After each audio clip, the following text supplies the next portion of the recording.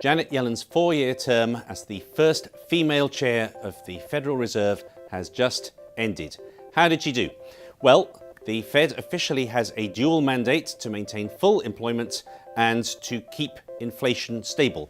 And on that basis, as you can see, it's very hard to complain about anything she has done. The target for inflation has been 2% throughout her time in office, and that's almost exactly where inflation is now. It dipped a little in the middle, but basically inflation has stayed nicely under control throughout her time.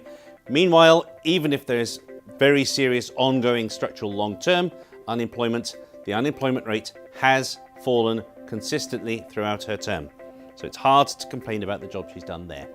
Now, if we take a look at what many people care about most when it comes to the financial world, which is the performance of the stock market, you can see that American stocks have performed fantastically under the Yellen Fed. The S&P in itself, all these numbers are rebased, has obviously gained almost 50% over that time.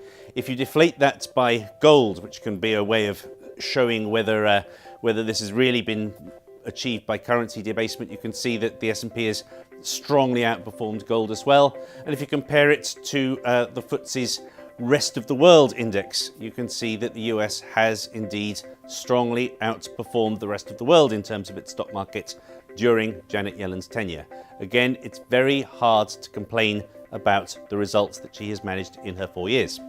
Now, what's impressive is that she has done this even as the Fed has, after many years of record low interest rates, raised rates 5 times. But here, perhaps her record can be a little overstated. What we're looking at here is what's happened to the balance sheet over the last 10 years. Under her predecessor, Ben Bernanke, the balance sheet expanded hugely. In other words, they bought lots of bonds in an attempt to push bond yields, interest rates down.